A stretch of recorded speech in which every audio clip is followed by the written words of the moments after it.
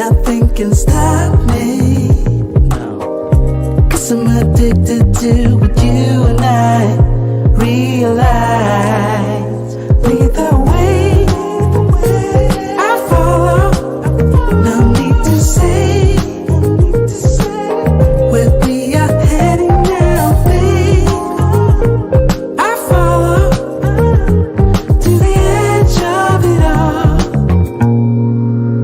So tell your good night, 'cause I'll find no matter what.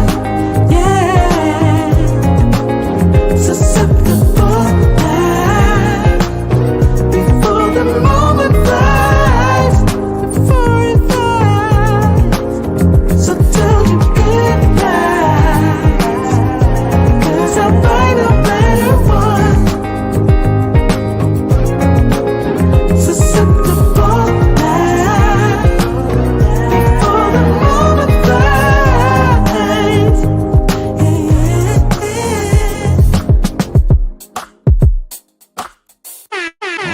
All right. Yes, sir. Yes, sir. It is Monday evening. Might be a holiday here in Colombia, but it's not there in the States for many individuals, especially for some of the lovely ladies that Kevin Samuels was telling us about, that winter is coming, ladies. Some of you ladies didn't understand what Kevin was saying or kind of overlooked. A lot of women did. And now they're starting to realize that, hey, winter is coming. Hey, Frank, I'm going to get that information out to you in a few moments. We're going to be talking about something over the next couple of weeks because I'll be starting the channel or changing one of our channels to a title called The New Normal. There are certain things that I started to realize that there's no use of fighting against it, no use of kicking against what's called in the Bible called kicking against the prick or the point. There are some things that are just the new normal in the world. And we're going to have to accept it. And for many, many individuals, especially some of the lovely lady career women, they are career women. They do have their education. They do have all that is needed to get the job. Yet the economy is so tight and it is so hard out there that you're having a lot of career women that are living in their cars. We're going to talk about that tonight here on tonight's live stream. Milligrams, 0 milligrams. I have not forgotten about you. I've got a few brothers that I'm going to be sending their information out to today, right after this live stream, or at least by tomorrow morning. But we're going to be talking about that and discussing with not only with us, but there's a video that Anton Daniels put out in regards to this taking place. Masses of women that are deciding that they would rather be homeless than to live with you. I'm going to say this again. There are women that are out there living homeless. Many of them are just average. Many of them are cute. Many of them are attractive.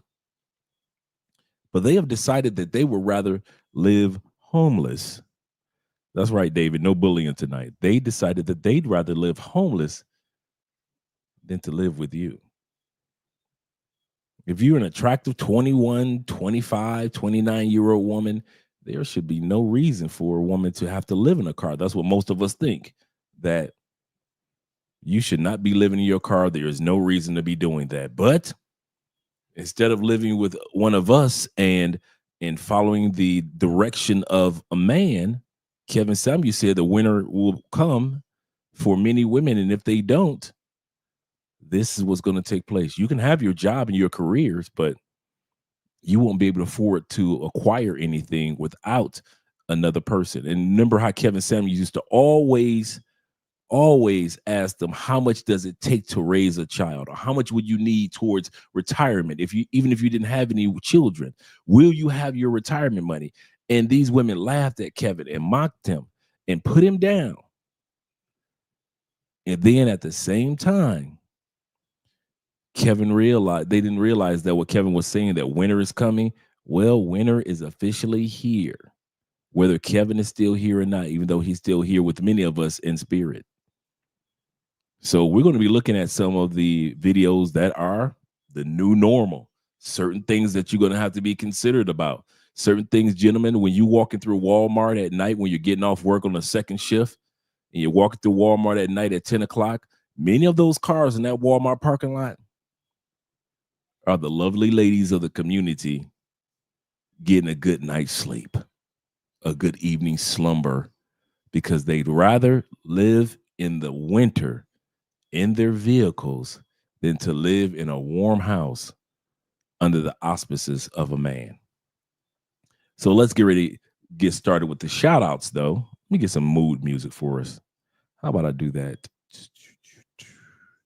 Get some mood music. Right here. There we go. Nothing too hype, just some relaxing music. There we go. Grown man music. Grown man music. All right. Shout out to my man Frank Stone in the building.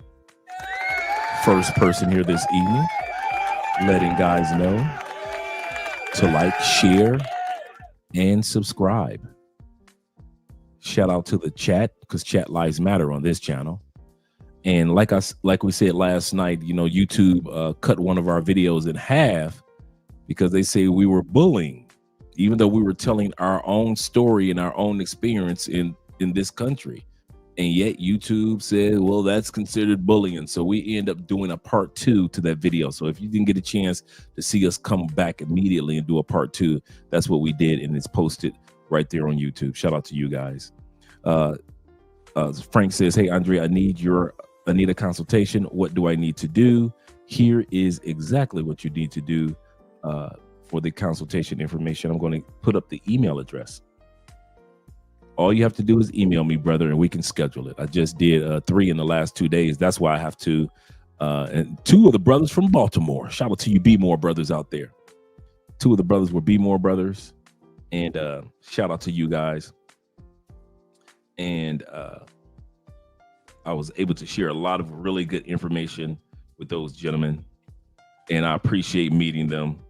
And I look forward to meeting them face to face. So we did that today and yesterday.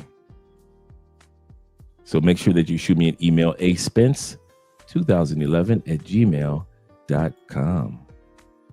Shout out to you. Shout out to you. And once again, Frank said, get those likes up. We got 25 people in the building. Get the likes up. Shout out to you guys over on Instagram and Rumble. Rumble, Young Men Rumble. Rumble, Young Man Rumble. Shout out to you guys on Instagram looking at this. Winter is here, gentlemen. Whether we want to admit it or not, for the lovely ladies of the community, the winter is here. Shout out to Will Page being in the building as well. Shout out to you. And shout out to my man, 0 milligrams in the building. My boy, good dude. One of the Be More dudes that I was telling you guys about, that I did a consultation with yesterday. Shout out to you, brother. Looking forward to meeting you when you come down. And David Dice, Dave was here, had a great time. Shout out to David. He said, the family, Andre and Andre, good evening. Good evening to you too as well. We got a great group of videos. Like I was saying earlier, before many of you guys came on, tonight's topic is about the career women that are out there, many of them younger, many of them older, that are now, even though they've got their careers, they are now living in their vehicles. And they're trying to make it seem like it's hey, we're on a vacation or trip on camera, but off camera, they're sad, they're disappointed, they're depressed. Nobody wants to live in a Walmart parking lot. I could see if you had a big trailer, like a friend of mine had the big trailer where you can, where the walls collapsed and everything. So if you had an RV, okay, I got you.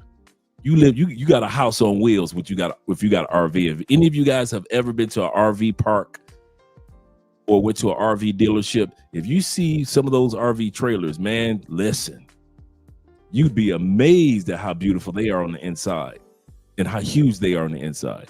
So I could easily see myself living that RV life without a doubt, going from state to state. But these women aren't doing that. These lovely ladies are living in their vehicles, hoping that it doesn't break down.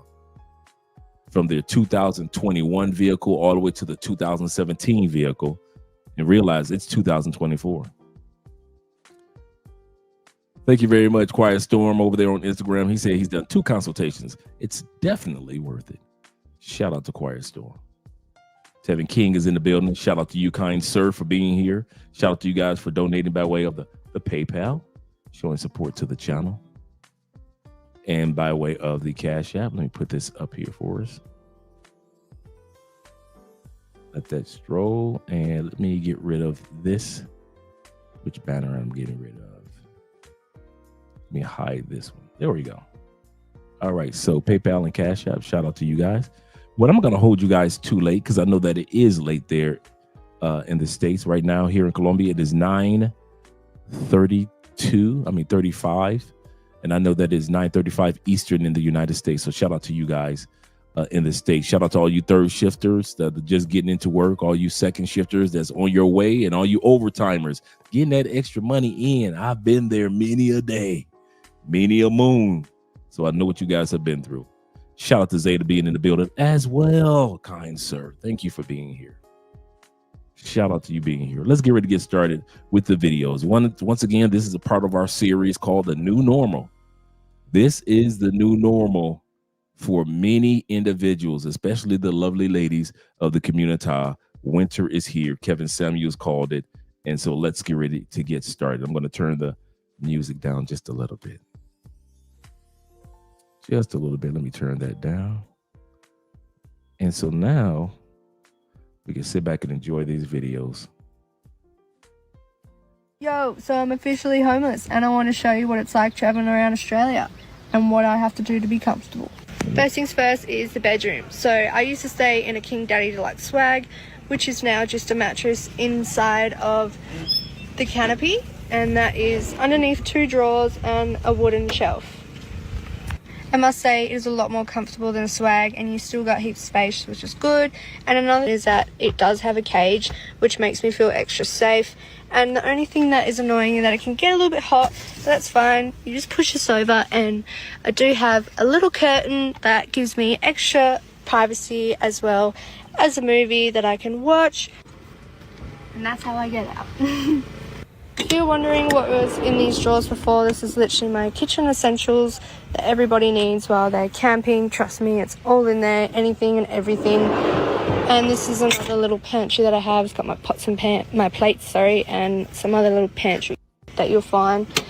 Got backpacks and got backpacks.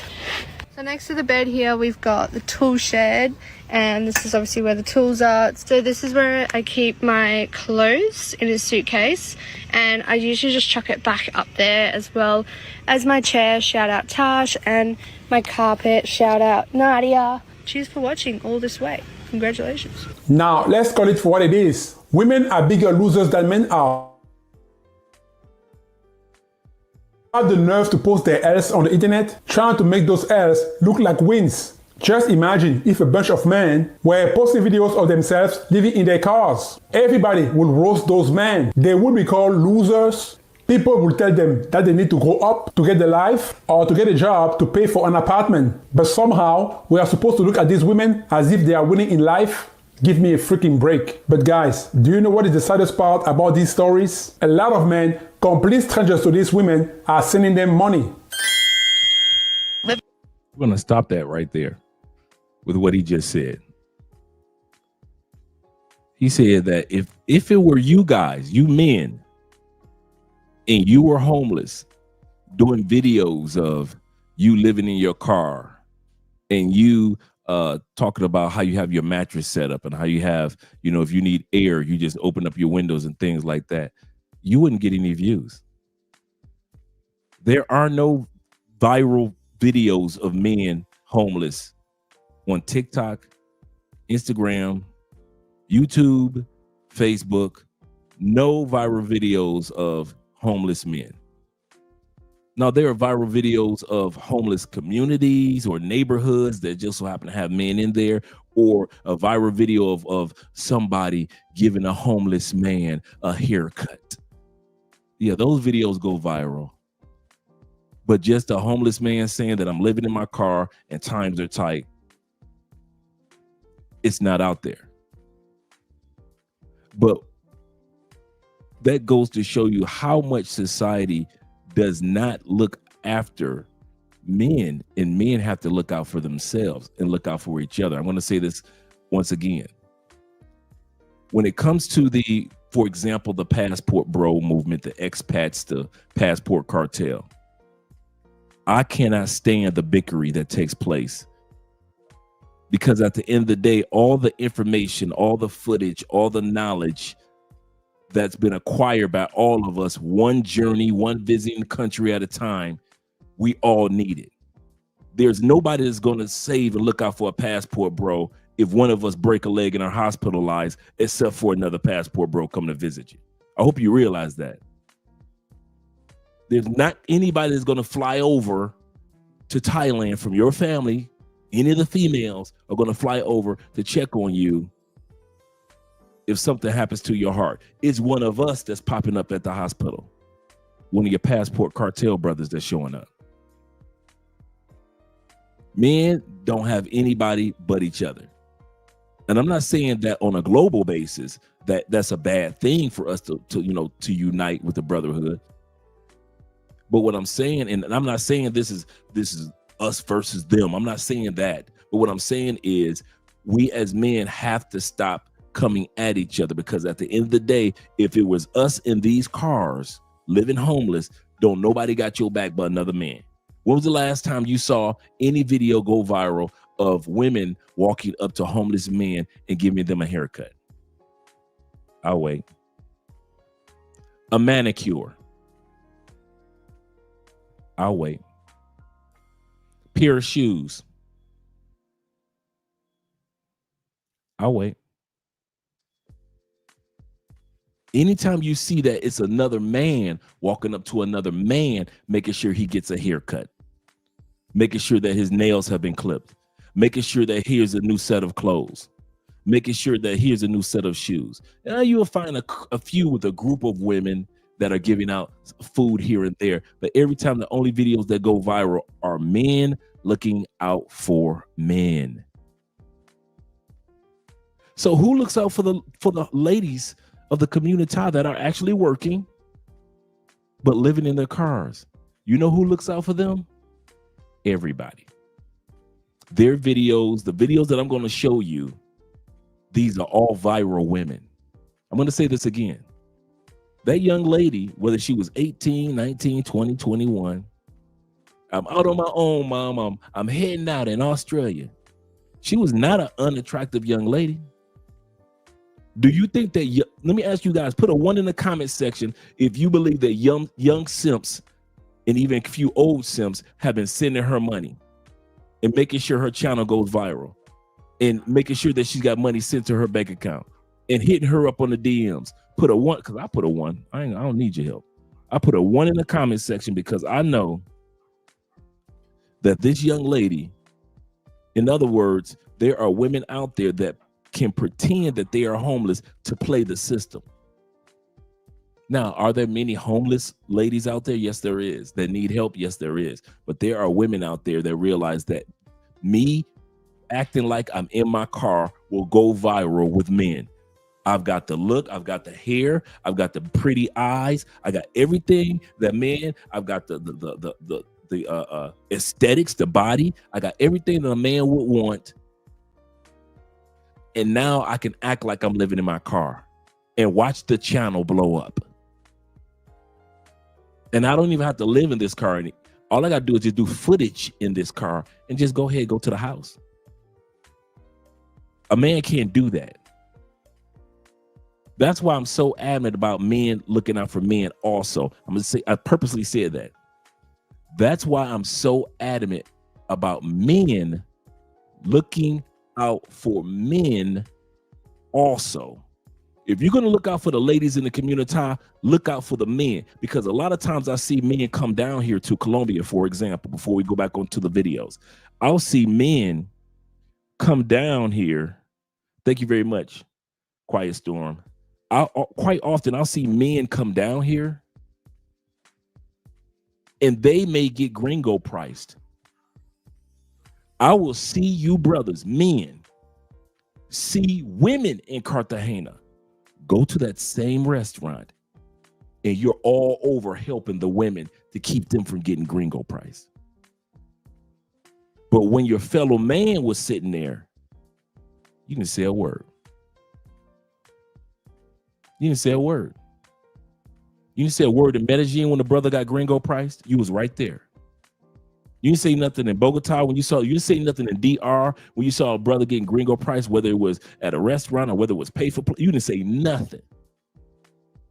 But as soon as you saw one of your robust sisters coming to Cartagena, you want to put a cape on and try to rescue them in the name of brotherhood, sisterhood, whatever you want to call it.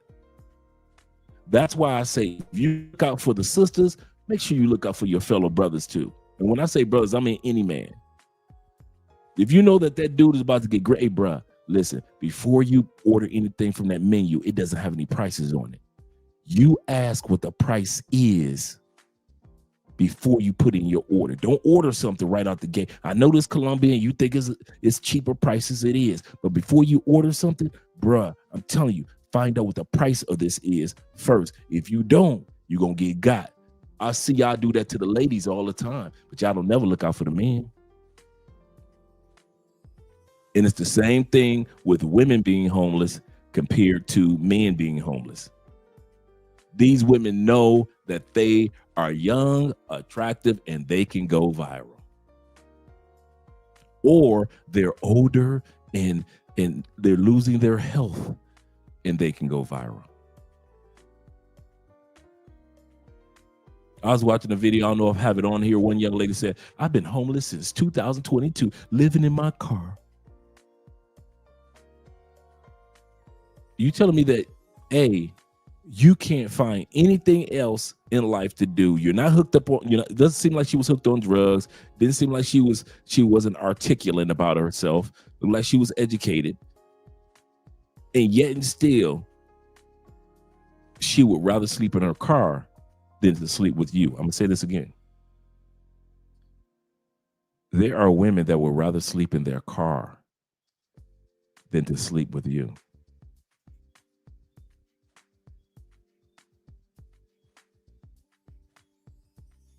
They would rather say,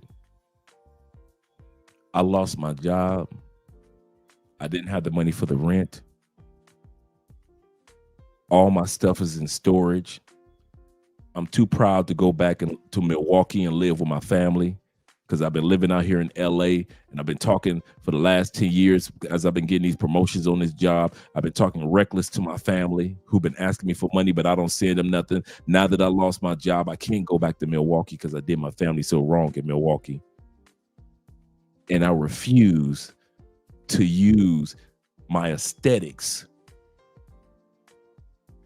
to be a traditional woman for a traditional man in California. I would rather be homeless. That's what a lot of women are saying. Zeta says, he said, that's why I don't trust every woman when they try to stick up for men because they are chameleons. And those are the ones that you were just explaining. Absolutely correct, brother. Absolutely correct. Absolutely correct.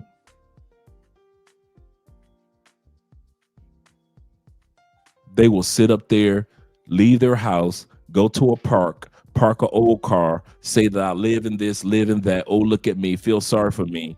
And now, if you want to, now here's my Instagram, and now you guys are in the DMs trying to be rescue rangers, Chippendales. You love being rescue rangers. One thing about American men, if we don't know how to do nothing, we always want to rescue somebody. Do you guys not realize? Shout out to Ronan in the building. Do you guys not realize that was a great live stream that you guys had just did on Black Man's Travel? Shout out to Aaron and the Passport Bro movie. Make sure that you guys download the Passport Bro app. It's absolutely free. It's the black and green app. So just in case you just go to your app store and make sure that you guys download the app for the Passport Bros. You sit back and you see the problem that men are going through with depression, with anxiety, with different scenarios. Nobody cares. Men around the world look at us as soft. I'm sorry. Let me put some clarity to it. You guys do realize that other than our military, most men around the world don't look at American men as manly. That's one thing I continue to hear reverberate no matter where I go to. American men are always looked up on, they soft. You can get away with anything with American dudes. Women, they let their women do anything. Let their women say anything. Okay. Do not the brothers in Africa say that about us? All 54 countries? What about the Middle Eastern brothers? Do they not talk about us like that in the Middle East? You know the South American dudes think we soft.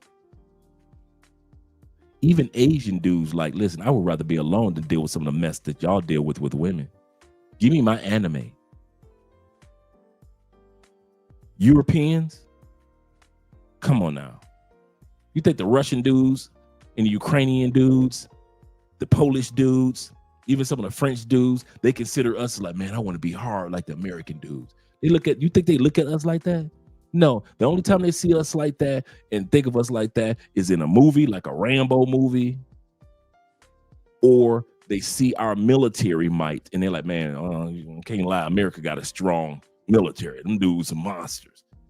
Other than the military, the average American dude getting off the plane, even here in Colombia, why you think you guys are easy to drug? Because you always want to rescue. You always think that you're in a position to help because you got a few dollars in your pocket and you got more money than the average person around the world. So you think that you, with your pockets wide open, you can help her from her plight. And then as soon as you open up your pockets and open up your Airbnb, you waking up 9 hours later, all your stuff is gone. But she was feminine, Andre. They think y'all soft as can be. As soon as we get off the plane, they think, oh man, we got one. We got one. Yep. The Latin women like Americans because we aren't like their local men, AKA we soft. We soft. Even Andrea's family think I'm soft. Me and Andrea sit back, we laugh. Anybody knows me know I'm far from soft. But because I'm chill and I'm laid back around them, and then when I get sleepy, Andrea asks me, she said, baby, you sleepy? You ready to go? They think that Andrea said, baby, I'm ready to go. Andrea's never said that. But they think that I jump up because Andrea said jump up. Why? Not because of me, but because of y'all. They've seen the few American men that they have seen on TV or met always, yes, dear. Yes, dear. Yes, dear. And so since we're so centered around happy wife, happy life in the United States. No other country uses that term. Not even in the UK. Not even in Canada. American men, as soon as we get off the plane, because the last dude got off the plane, he was soft. And the dude before him, he got off the plane, he was soft. So they look at us as soft. Soft enough to rescue them. That's why let's go backtrack to what I was talking about with these videos with the ladies in the community. They have no problem with saying American men are such simps. Westernized men are such simps, whether it be in UK, whether it be in the United States, whether it be in Canada, whether it be in Australia or New Zealand. Westernized men are so soft, I can easily just pretend I'm homeless and they'll send me money.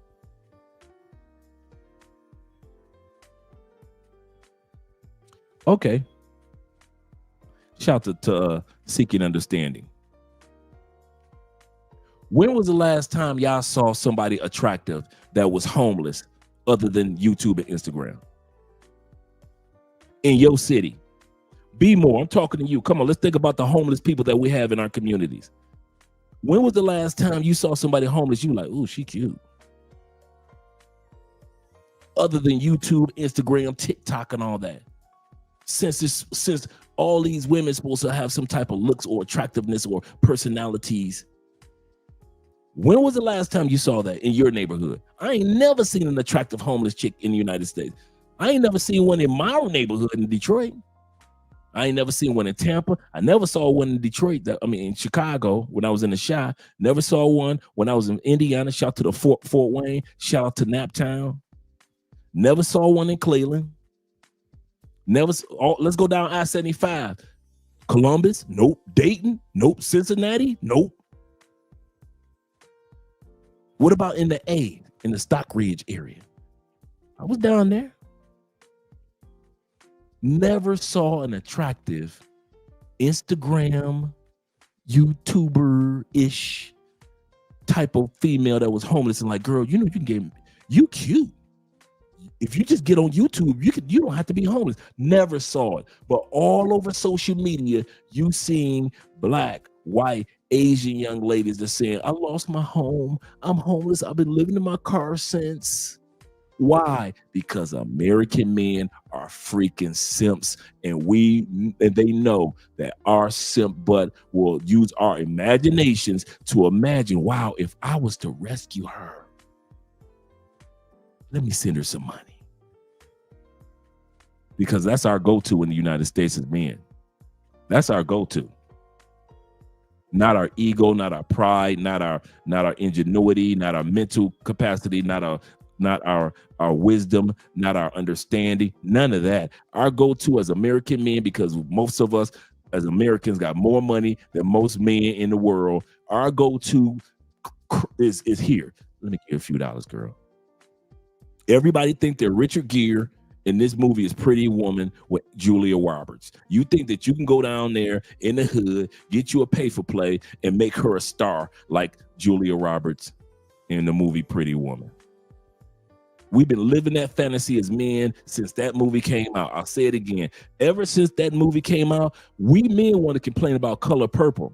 You should have been complaining to men about the movie Pretty Woman, because we've been trying our best to bring that dang movie to life. I want to take a woman that ain't nothing, that's attractive a little bit, and I want to make her into something, and she gonna be my queen to be. And that movie's Pretty Woman for men has never come to pass. And then we get on a plane and we get a passport and we fly to other countries and we try to go to the brokest neighborhoods, barrios, favelas, and we try to find the poorest chicks in Thailand, poorest chicks in Poland, the poorest chicks in Tanzania. And we hope that we can get us a Madagascar broke chick or a Moroccan broke chick or an Ethiopian broke chick and bring her to life. Men, we need to let the movie Pretty Woman go. Women need to let Color Purple go. Men need to let the movie Pretty Woman go. It ain't gonna happen. Stop trying to rescue chicks. If I could get American men to do, if I could just snap and have American men do one thing and one thing only, making money, we're gonna do that. Exercise and health, we're working on that. Spirituality, we're getting back to that. Together in oneness, we can see men are starting to get together with each other. That's not what I need.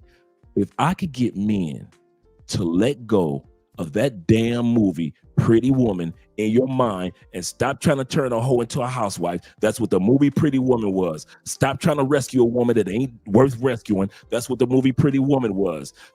Stop trying to sit up there and be Richard Gere and thinking that you're going to find you a Julia Roberts in the rough, a diamond in the rough, and make her and mold her into the woman, and she's just gonna be a star, and you can sit back and say, yes, I remember when I met her and she was a nothing and I brought her on board. Stop trying to rescue women and get to women that don't need to be rescued.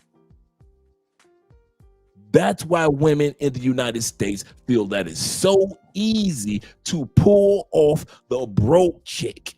Women in Australia feel it's so easy to pull off the broke chick because they can just get online, sit in a car, This is where I sleep. This is where I lie down. Da, da, da, da, da. And I don't care if it's an overweight fat chick sleeping in that car. Guess who gonna rescue her? A westernized man. Yeah, it don't matter to us. You ain't gotta look good. You could be 315 pounds and the steering wheel is right up against your pelvis, girl. It don't matter.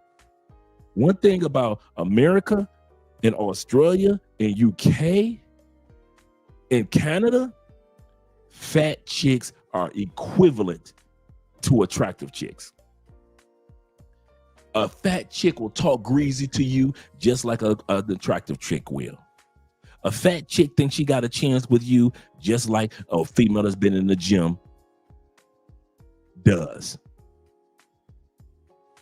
We as men have a big problem in the United States. We are the softest.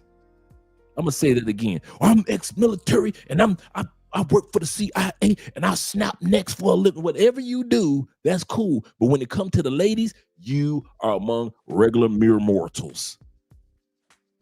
You think that it's time to rescue a chick. And we got to get out of that habit. Men, and I mean that from the bottom of my heart. If I could get men in the United States, no matter what race, color, creed, if I could just declare something to wipe out of the head of men, stop trying to bring the movie Pretty Woman to life. That's my one declaration for men. If I could just get one thing for Christmas, my next 30 birthdays, whatever it is, my next prayer fulfillment from God for men to stop trying to rescue women that are trying to play you. All this Ruth's Chris restaurant, what for? You ain't got to go through all that in any other country. Only in the United States, we even come to other countries and try to bring dating. When nobody dating in Colombia, they was hanging out. And then here we come to America, from America. Hey, can I take you on a date? And the Colombiana looking at you like, what? A date? We date in my country. Meaning I spend a large sum of money on you and I might get sex and I might not get sex. Wait a minute. Wait a minute. You telling me that the Colombian dude who bought me an ice cream cone and he got sex for me, you gonna take me to the most expensive restaurant in Cartagena without the guarantee of intimacy? Yup, because that's how they do it in my country. And now you wonder why women in Medellin play y'all like fiddles. Women in Cartagena are starting to play y'all like fiddles. You bring that American mindset with your American money, and now they like, girl, I can give him sex if I want to, or he gonna take me out and I don't have to give him, girl. I could never pull that off with these local men. They are right. American men are soft.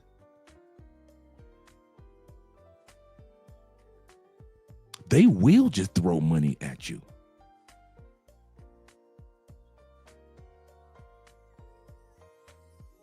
Yeah, they want the Ruth Chris.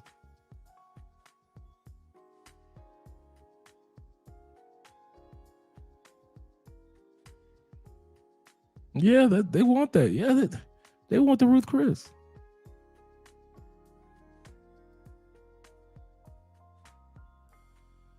Why? Because American men, we are so soft compared to men around the world. We look at African men like it don't take all that. We look at Colombian men like y'all just spoiled. We look at Asian men like you don't want to mess with this. We look at European men like, man, y'all crazy.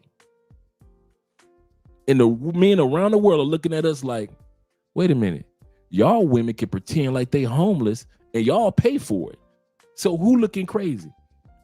Because men in other countries that may not have as many proceeds as we have, they may not have as much money as we have, or maybe have grown to have as much education as we have. But the one thing that they have more than we have in the United States, they walk in their masculinity more than we do.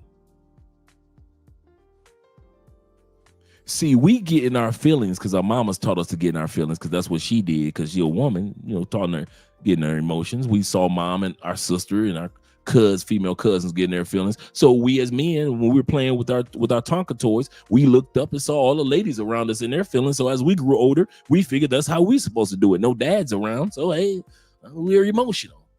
To whereas other men that lived up in countries where many dads were around, taught them the value of masculinity. Ain't nothing wrong with being a man. Just like that president of the country, I forget what country that was in Africa, when Biden tried to force them to accept LGBTQ. And my man was like, whoa, pause, bro. We understand y'all United States, but it ain't that serious. You ain't gonna come over here and make us accept something that we don't believe in our country. You can go back over the pond with that one. And I remember that argument was going on. Uganda, yeah, thank you very much, Seeking Understanding. That argument was going on for about a year or two. Every time Biden saw this man, they interviewing him, come on over to the United States. He like, okay, cool. Can we get an interview? Well, they'll go over to his country. Can we get an interview? Like, yeah, sure. And then they want to talk politics. Then all of a sudden they say, no, what about the LGBT? He like, listen, Americans, hear us out. We love everybody. We just don't accept everybody's mindset. You ain't gonna come to our country talking about some us, they, them. I was so glad when I was in the United States, I just went into the conclave, hung out with you brothers, and took my butt right on back to the hotel room.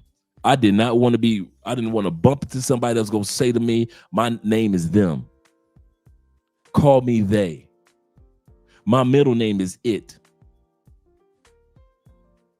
You know, the only place in the Bible where it talks like that is when Jesus was casting a demon out of a person. That's the only place in the Bible where it used a plural when it comes to a person. And the demon said, call us legion, for we are many. Jesus said, what's your name, demon? Call us legion, for we are many.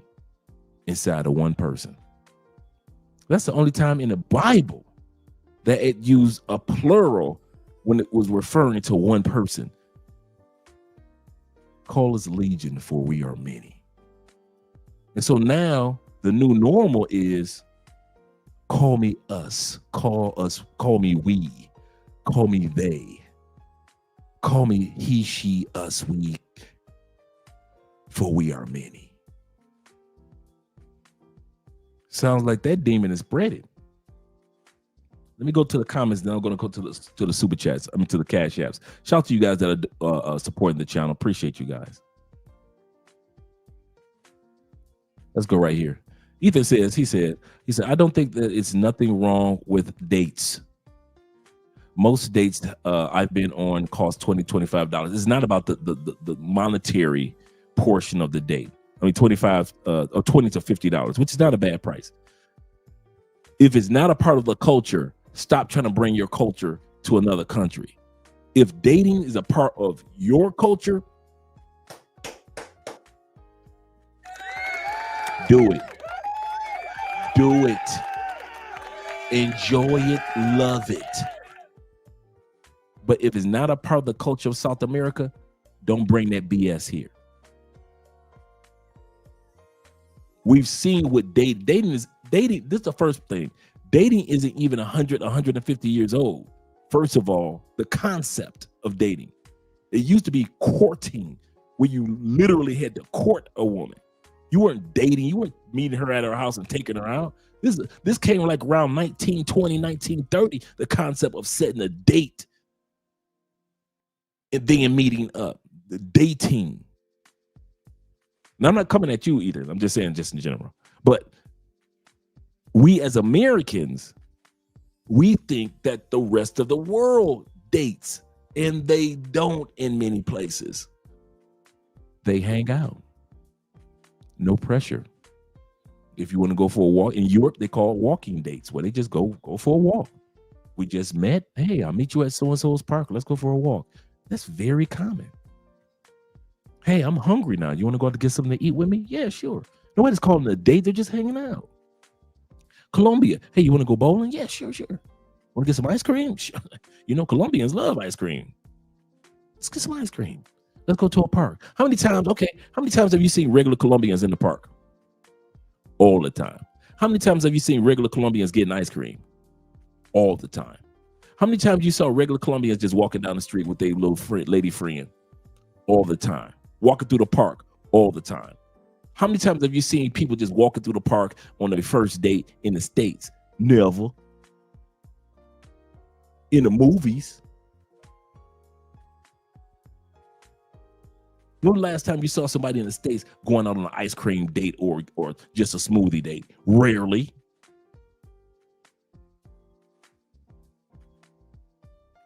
That's our concept of dating, setting a date, and then that's when we're stuck in this particular date, and that's when we have to meet, and we're so formal about it, and then we bring it to other countries, and then when we fall on our face. She flaked me. No, she didn't. This is Colombia. They flake everybody. That's why you're supposed to schedule it for a hangout time, because there was no pressure. If she showed up, cool. If she didn't, cool. I'll say it again. You were supposed to schedule it just to hang out. So if she showed up, cool. If she didn't, cool. You go just call up somebody else. But in our country, if the person doesn't show up, we take it personal. Not knowing the culture of Colombia, they flake I'm flaking. I've been here long enough to where I found myself flaking. I ain't even no flaking type of dude. Andrea flake, grandma flake, everybody flake. It's part of the culture. Colombians and people in South America, time ain't that serious. It's serious, but ain't that serious like we look at it. But if she doesn't show up for your date, now you mad. When all you had to do was schedule it as a hangout, and you could have replaced her. Oh, she ain't here, man. Let me go ahead and call up. Let me call up Maria real quick. Let me send Maria a text on WhatsApp. Let me see what Maria doing. Because LaWanda seemed that she didn't want to show up. And that's all you had to do. I'm telling you guys, the things that we bring from the States, man, sometimes it just hurts us more than it helps us. It just hurts us more than it helps us. That's Western Union Poppy. Yep, that's another thing. American men are famous for their Western Union Poppy. Now, European men, they do that too. They do that in Asia. Yes, they do. They will Western Union Poppy all day long. So it's not just an American thing. Remember I said westernized thing. Seek understanding says, he said, rather put on a scorn hub flick, and beat my meat than taking to Ruth Chris. Yeah, absolute, bruh.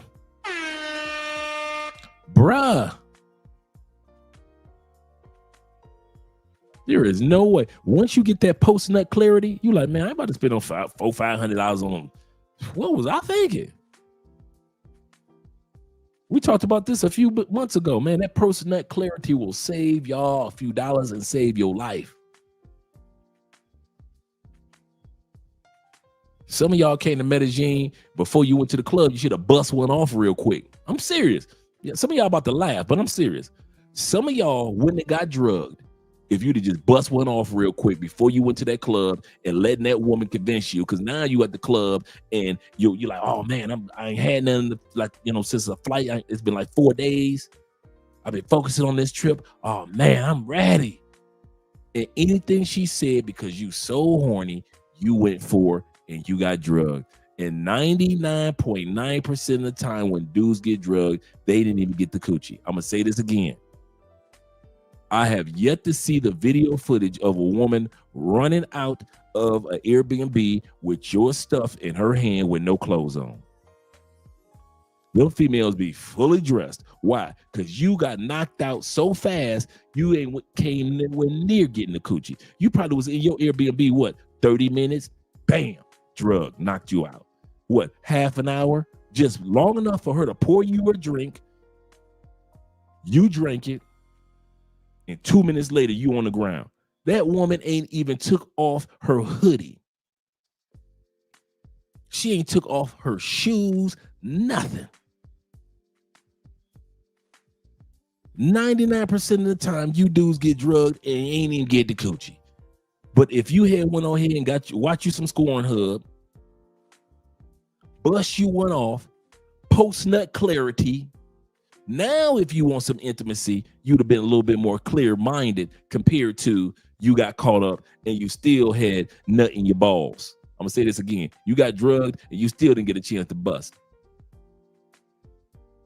Did you? No, you didn't. I don't know one dude that sat back and said, she drugged me after I got the coochie.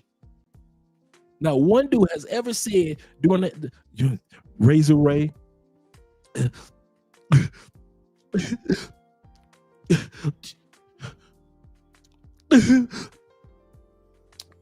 we had sex and it was so good.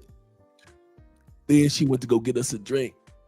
And then she drugged me and I woke up on my bed 2 days later. It ain't never be like that. It'll never be like that.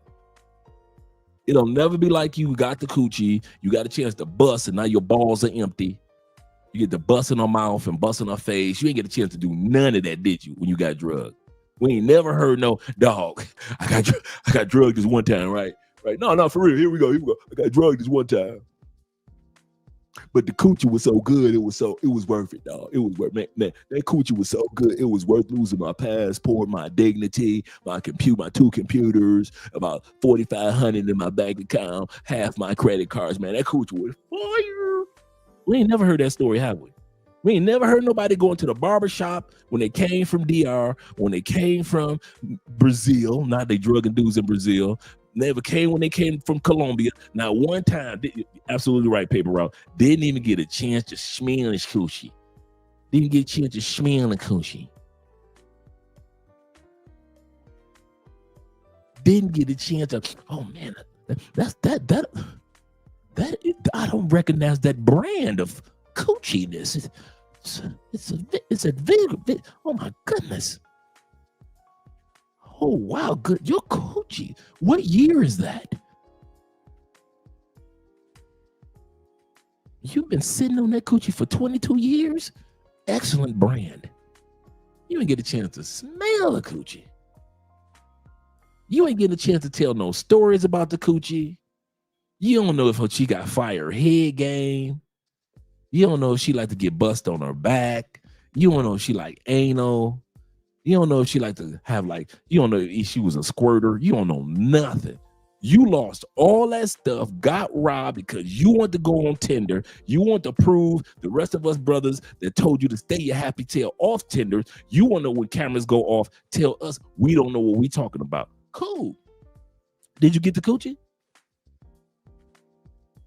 That's the question I have for all you dudes and all the dudes on YouTube that ever got robbed. Did you get the coochie? Did you get what you called yourself paying for?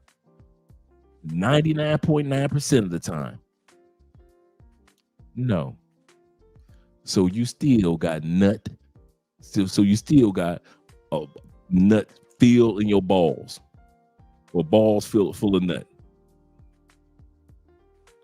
When if you had went on here and bust one off, had posted nut clarity, you probably wouldn't have did some of the stupid stuff you did. Because I know plenty of times posting nut clarity would have me like, I'm good for the night. Let me just go dancing. You see what I'm saying? Posting that clarity, how you sometimes be like, let me just go get some drinks. Tonight is brandy and cigars. Before you bust, you was gonna I'm trying to get with everything in Cartagena. Boy, you done bust one off, you like, let me hang out with my dudes with some brandy and some cigars and just watch the ladies as they walk by. Enjoy my cigars. Enjoy my brandy. To where you watching the other dude who ain't bust off one. Yep, balls full of nut. Shout out to Bobby being in the building. Shout out to Bobby.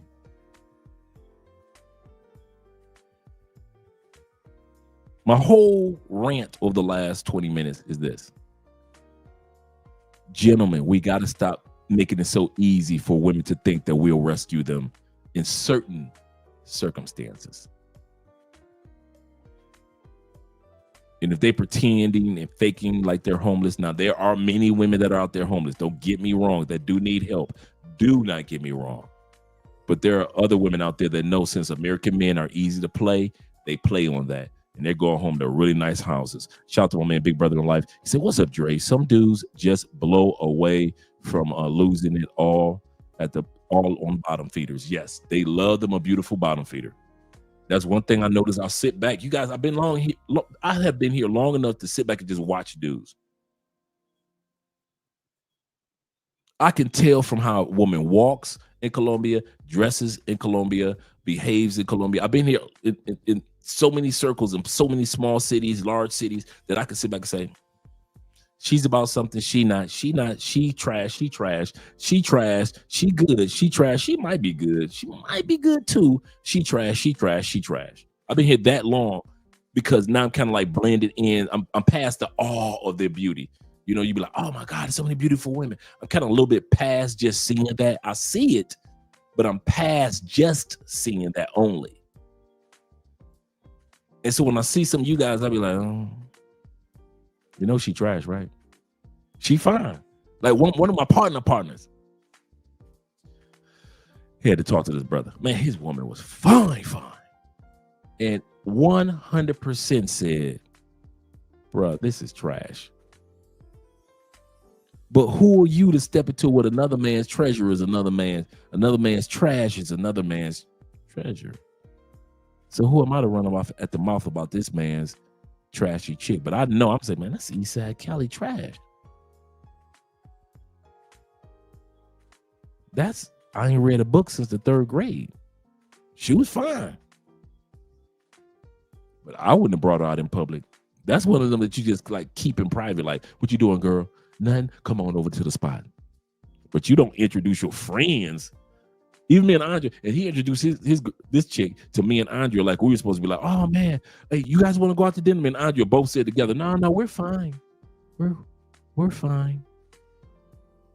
Okay, guys. Well, next time we get together, we're gonna hang out. Yeah, sure. And as he was walking away, me and Andre just looked at each other like, what the was that? And she was this tall chocolate sister. Trash. Everything about her said, I'm tall, I'm sexy, but I am trash.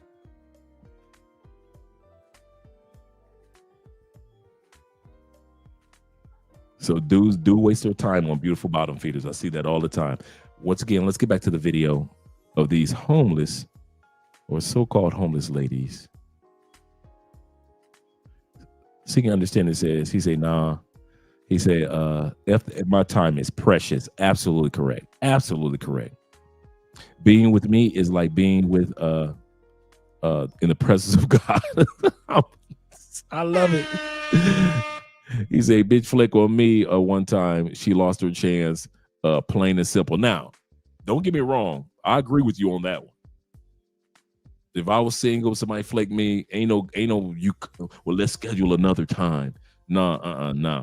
You flake me one time, that flake has been frosted. I'm done. I'm done too. Let me scroll down. Shout out to George Anthony with the $5 love on the Cash App. Thank you very much, big brother. Thank you very much. Yeah. Il Monte is in the building. He said they definitely flake in Colombia. Dudes do not understand that. It's a part of the culture. Don't take it personal. It don't be on nothing. It don't be nothing. It'd be like, hey, Andre, what you up to? Nothing. Me and my girls are going to go out. Okay, cool. Y'all hang out. Guys, have fun. Then you see Andre like 50 minutes later in bed. You're like, I thought you and your girls were going to hang out. I changed my mind. Did you tell them? They know. What?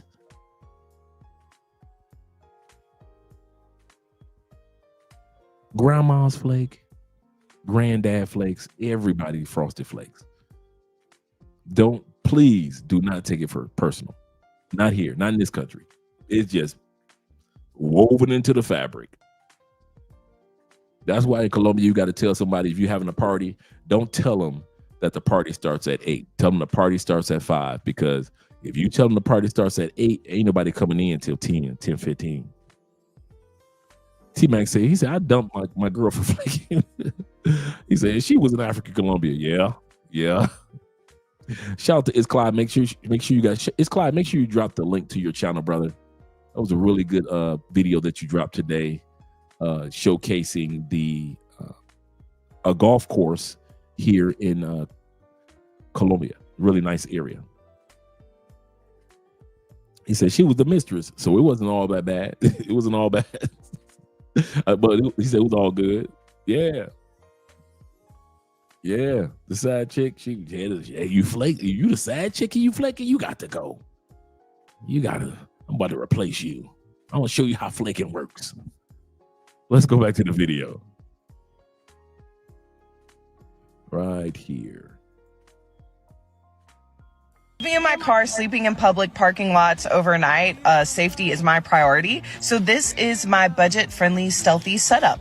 So as you guys can see, I have all my windows covered, and I'm about to show you what it looks like from the outside. So if someone was to walk by my car or walk near my car, this is all they would see. They wouldn't be able to see inside the windows and know that I'm in there sleeping. Now the back window cover is going to be changed. Someone actually cut out fabric for me and put Velcro on it so that I could black out the window with the fabric, but it droops down. So if someone was close enough, they could like peek in my car. They're magnetic. They're super easy to put up on the windows. That was the back window fabric thing that I had going on there. So at night, my bed is on one side and then all my stuff goes to the left side so that I can have access to sleep on my bed. And that's my stealthy setup. I live in my car. I've lived in my car for 9.5 months now, and winter is coming, so how do I keep myself warm during the winter? First thing is that I have a -20-degree sleeping bag, which keeps me warm even on some of the coldest nights. Also, when I originally bought my car, I bought it knowing that I would be moving into it, so when I was either looking for a Prius or a Tesla. That being said, I do not run my heat all night. I think there's probably been 2 nights total that I have accidentally ran my heat all night just because I fell asleep with it running. I just run my heat for like 20 minutes before I go to bed to warm up my car so that I'm able to fall asleep. And then my sleeping bag does a pretty good job of keeping me warm through the night. Although when I wake up, it is really cold. Today is day 1 of 3 that I believe. So let's go back a little bit. One of the points that I made today is that these women would rather live in the winter in sleeping bags in a Prius than to live with you. Now, she's a little young for many of us, but I'm talking about for the guys that are around her age. You're talking about that she can't find anybody that she would be comfortable with. 25, 26, 27 years old. She looked like she may be like 21, 19 to 21, maybe 22. Not one man. She's been sleeping in that car for 2 years. Not one man has approached her and said, listen, excuse me, miss. I thought about that. Can you imagine a personal hygiene on some of these women? They are not making doctor's appointments, gentlemen. If they're living in cars, they are not making doctor's appointments to get that coochie checked out. Guess who else is not making doctor's appointment to get their coochie checked out? A lot of the women that guys sleep with in Colombia and Brazil and DR and Venezuela and Thailand and Philippines and Africa. Dudes don't think about that. That's one of the reasons why I keep using the term beautiful bottom feeders, because they're beautiful, but they're trashy. They're bottom feeders. They're catfish. They eat anything from the bottom of the pond, the bottom of the ocean, the bottom of the river. They're bottom feeders. They look good, but they're bottom feeders. And so if you think that all these Colombian women, that every one of them is making their doctor's appointment, nope. Getting your annual checkup, nope. Telling you if they got HIV, nope. Telling you if they got full blown, nope. Telling you if they got pus coming out of their coochie, nope. They ain't telling you none of that.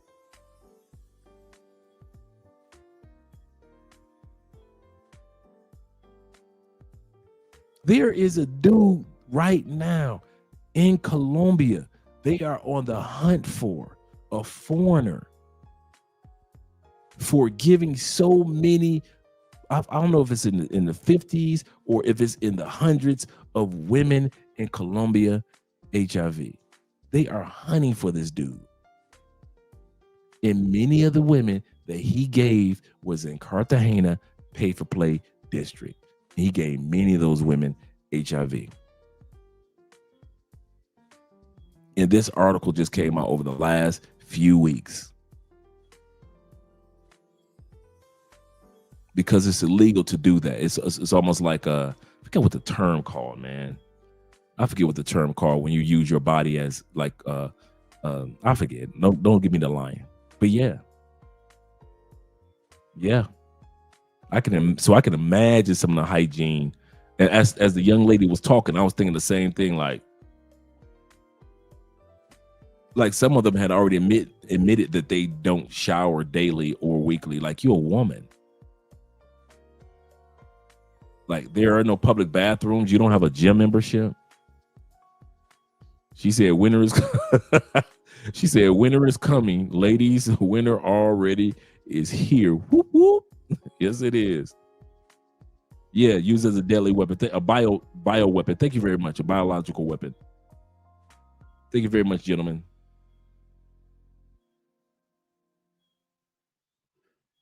This dude going around Cartagena right now, even while dude's getting off that plane to buy them some coochie. He like, okay, cool. I done gave a couple hundred of them some diseases to give to you as a parting gift when you get back on the plane. You go and take that back home to the States with your player.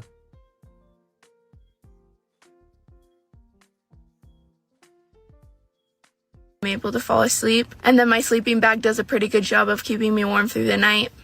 Although when I wake up, it is really cold. Today's day 1 of 3 that I'll be living in my car. I actually lived in my car for 3 months before, and I loved it so much. And I've been wanting to do this and take a little trip in my car for a while, and I couldn't because I had them. So I'm going to enjoy it this time. I just made my little paddle in the back, and since they're not in the car, I just went ahead and prepped the entire car for the trip there. Hey there. It's 2:30 in the morning, and I don't feel like getting into why I'm sleeping in a parking lot. But I do know that you're usually allowed to sleep in a Walmart parking lot. So I came to this Walmart parking lot, and there is a hotel, and with empty parking spots. And that car, and that car, and that car, and every car that you can see. And 1 or 2 through there. Every single one of those cars has got somebody sleeping in it. Because a woman came over when I pulled up and asked me if I needed something because I had to do something to my truck. And she asked me if I needed anything, if I needed a flashlight, if she could help me in any way. Her name's Susie. She's super sweet. And I said, no, thanks. And I looked around and I asked, I said, can I sleep in this parking lot? And she's like, yeah. And that's when she told me. She said every single one of these cars has someone sleeping in it. That green truck right there, he's here every night. I'm here every night, she said. There's a blue truck here with a trailer on it. In the greatest nation on earth, there are people, and they're nice. Some of them are nice cars. My truck is a decent truck. Shiny, clean. Yeah. 1, 2, 3, 4, 5, 6, 7, 8, 9, 10, 11, 12, 13, 14, 15-ish cars. And there's like 3 dozen empty parking spots in the hotel next door. Yeah. But the economy's great. Fucking great. It's bad out here in these streets. It's horrible. And a lot of people are really not really understanding how bad that it is because you may be in a space where, you're just surviving because the people that are just surviving, most of them are still living paycheck to paycheck. Most of them are still living paycheck to paycheck. And some of it is self-inflicted wounds. A lot of it is self-inflicted wounds. But the reality is that a lot of it is just the fact that even with those self-inflicted wounds, it's much more difficult for you to recover from it because everything is exponentially more. Everything is exponentially more. And the greatest, and I don't even know what state that she in. And I always like to give credit to the content creator, so that link is going to be back down in the description. I don't know what state that she in, but what you're going to see happen, and even in her situation, is as more people become homeless, they always default back to sleeping in their cars, and then that's when you start to see people embracing van life. Van life has been popping for years now on YouTube because not because people are looking for some kind of financial independence in order for them to go and travel the country, and no, it's survival. It's straight up survival. And so now people are seeing a viable option in living in their cars because they don't have any other option. And that just becomes a way of life. And then that becomes your norm. Next thing you know, you're sleeping on the streets every day. And that's just what it is. That's what normalcy looks like in the United States of America. Before he goes any further, remember what I mentioned before. The title of this is just the new normal. Shout out to Anton Daniels. Make sure you guys subscribe to the brother's channel. Does great job, gives amazing content. Shout out to him. Yeah, he's absolutely correct. This is the new normal, gentlemen.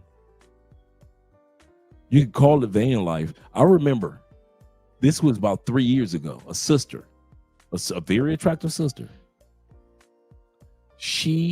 Her first YouTube video, what made her so famous was her first video. Living in a van. Over 1 million views overnight. I'll say this again. Not a man being homeless, living in his car. None of you dudes struggling and you try to make it out there in this world today really means a lot. Would you like to get away? Sometimes you want to go. Not a man out there. All it took was a woman that was attractive to show herself living in the van. 1 million views, less than 24 hours.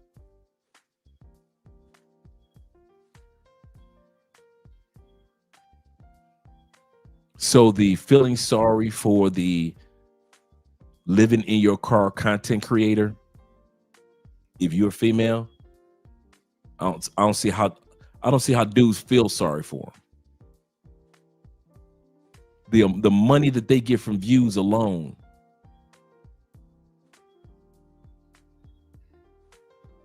None of these women that we just watched seemed like they were depressed, did they? Didn't seem like they were stressed out. They didn't seem like they were sad. Didn't seem like they were mad. I'm not saying that there aren't people out there that are dealing with problematic moments. And yes, it's tight for the average American. One of the myths, I get so tired of hearing the greatest nation on earth.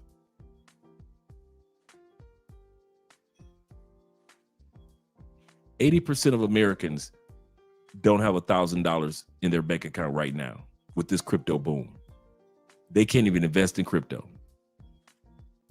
40% of Americans don't have $500 in their bank account.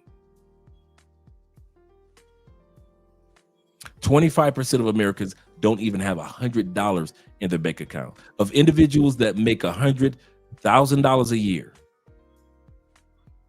25% are living paycheck to paycheck. No, 33% are living paycheck to paycheck. 25% of those that are making $250,000 and under are living paycheck to paycheck. $25,250. If you make $250,000 in the United States, there's a 25% chance that you are living right now paycheck to paycheck, even though you make $250,000 a year. But this is the greatest nation.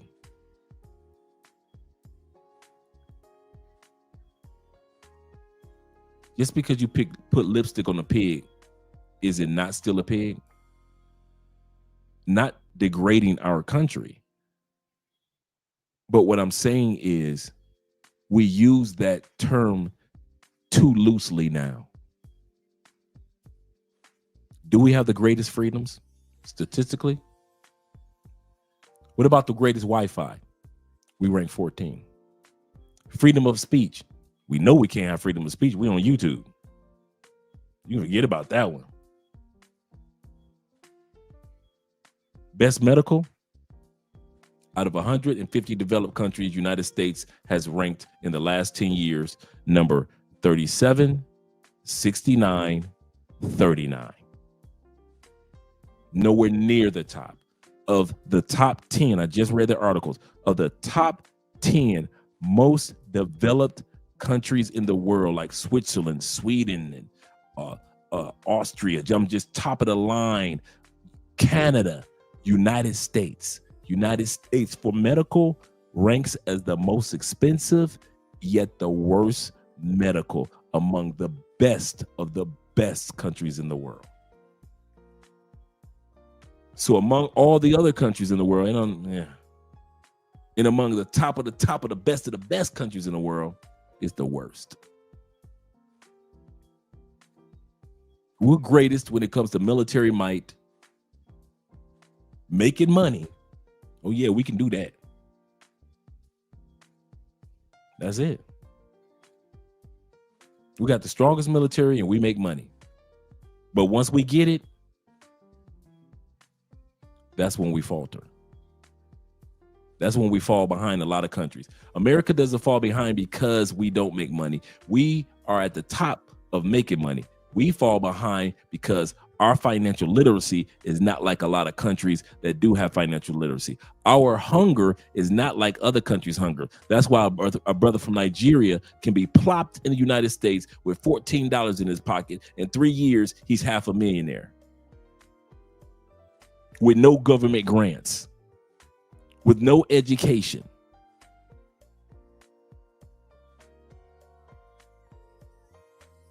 He grinded it out.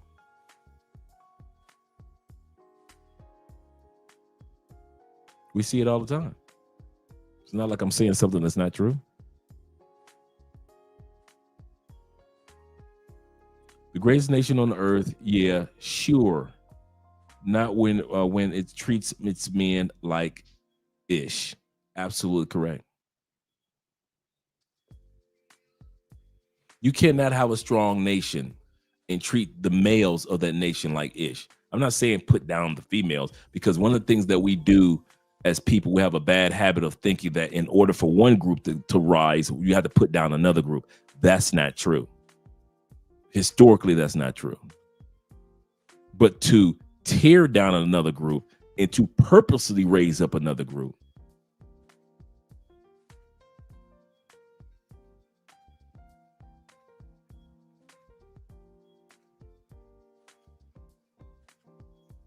women can go on YouTube, Instagram, not be called bullies, can say anything about men. As long as they don't say anything too crazy, they'll stay on there for years. I sit back and I ask myself sometimes, would Kevin Samuels had lasted on YouTube much longer? On Instagram, I believe he would have. But then you have to question that, because Instagram took down any male that spoke forth. They took down Trump. Remember, they took down Trump back in the day. Andrew Tate, get on up out of here. Not Mark Zuckerberg, but Elon Musk had to buy X in order to make it a platform where a person could say what they wanted to say. He had to purchase it. But when he was on X, they was coming after him. YouTube the last year, they've been shutting down so many channels. So many male channels been gone. Your favorite men channels, but look at the ladies channels. They're still there. Saying literally the same thing that we say. Pearly things still there.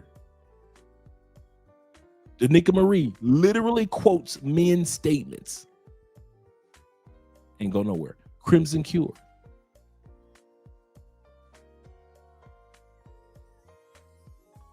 Everybody from Pink Book lessons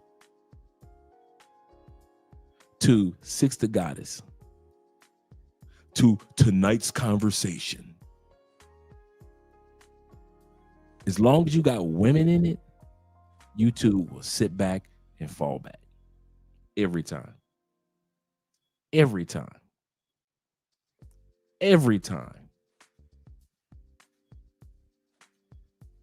You don't see any class action suits with a bunch of women, but you got Dennis Berlin and others that have put forth class action suits on behalf of men. But this is supposed to be the greatest. You just quoted and said it's the greatest name. Where's the greatness? Everybody wants to come here. Everybody wants to go somewhere that they've never been before. I love when I hear our people in the States say, well, everybody wants to come here. Yeah, we make money. They don't come to our country for our morality, for how we treat family. They don't come and say, because there was a special medication in the United States, and that was the only way we can save our mother is to bring it. No, nobody's doing that. You know, a few people come from internationally, go to Cleveland Clinic and other locations, but other than that, you know, the multi-rich, but the average everyday person is not coming through the border saying, we need medication and we need it fast.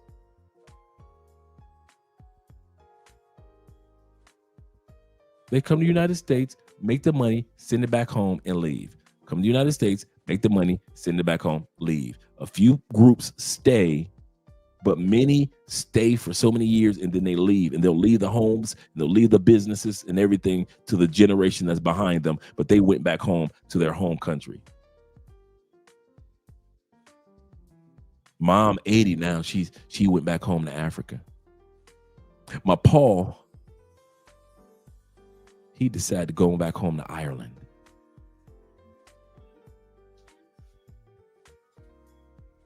Right there? No.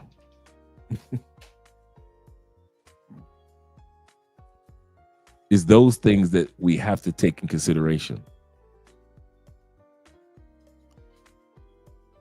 Those things we have to take in consideration.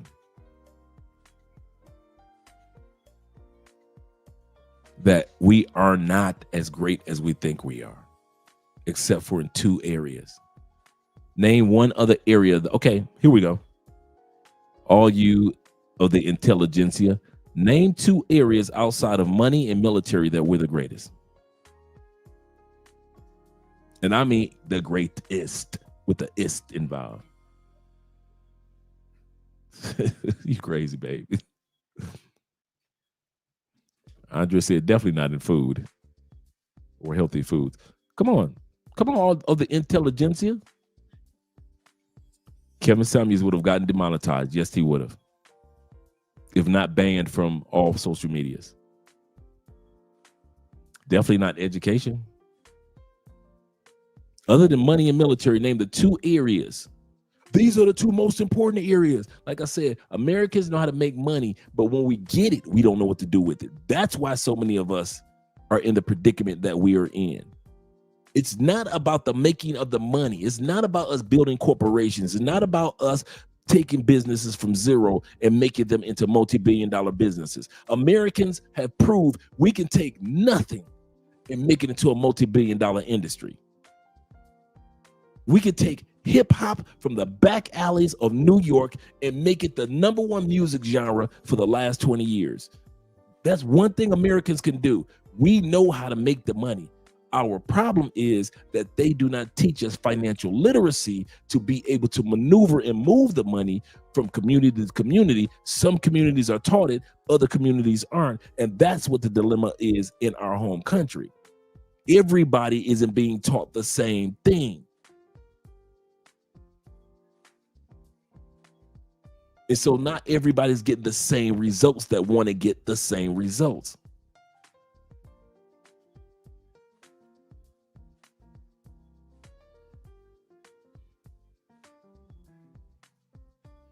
Will says this. Will says, do you count changing governments in other countries? Give me some clarity in regards. What do you mean, Will?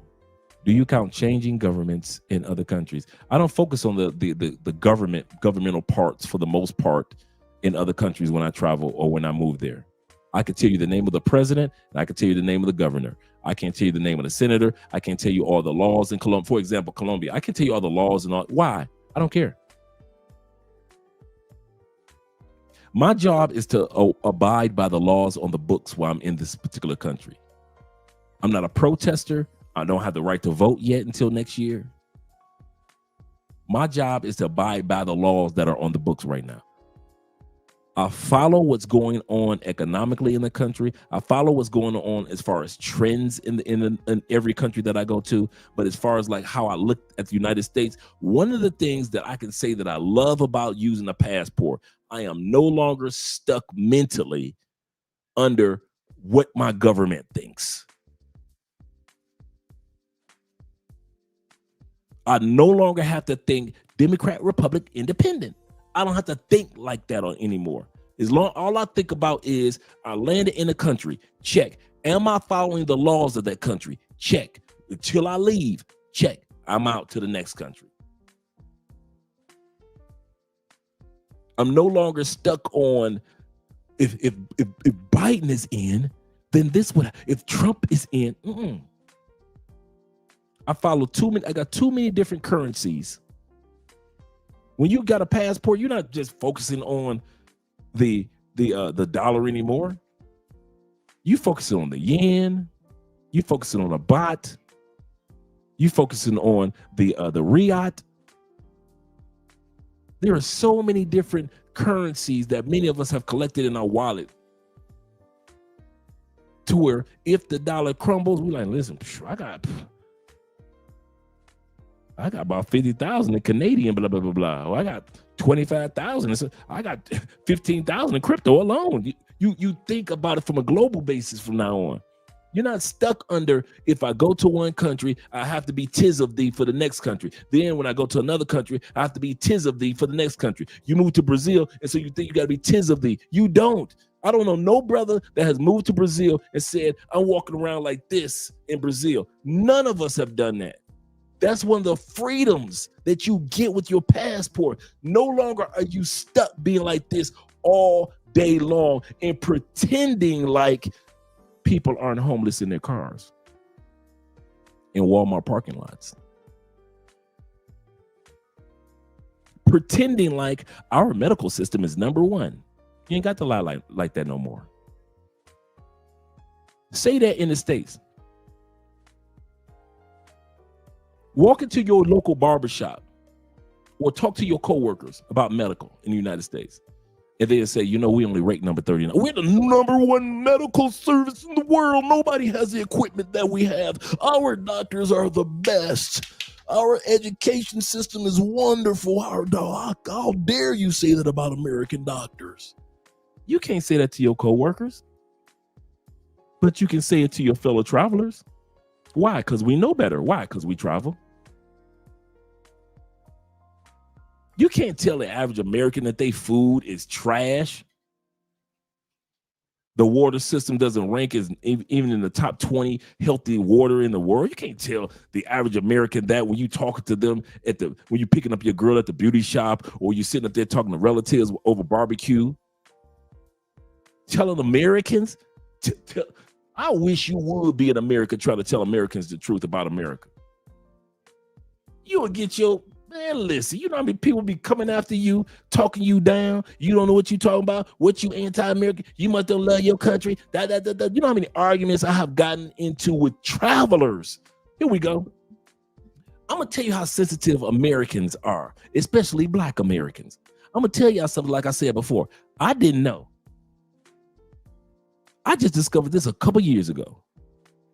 You Negroes love America more than white people. I thought white people loved America. And I mean, loved America. They don't love America more than you Negroes. When I talk to white dudes, at least that we can have a discussion. Talking to brothers about man, I done had more YouTuber friends verbally beat me down. I've had more people that I was cool with in the States more people that were fellow travelers that had traveled to other countries. Boy, we talk about a topic, boy, and you black talking to another black man about America, man, you go get your head. They coming for you.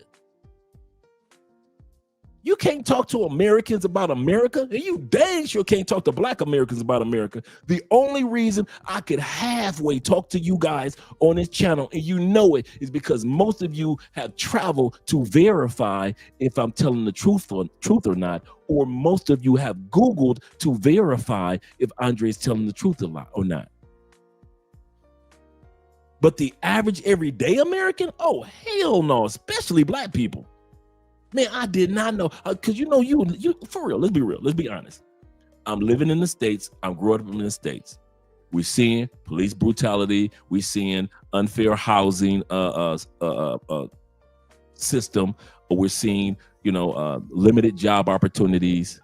We're seeing the systematic racism that's there. We're seeing the struggle of people. And so we're thinking like, okay, black people got to underline, like, if we could leave, we would leave.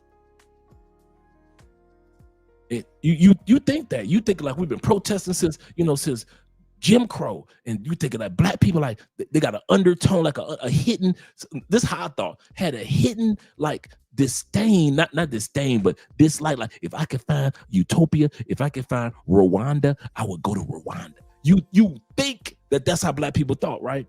I really thought black people had like this undertone, like silent, you don't speak it.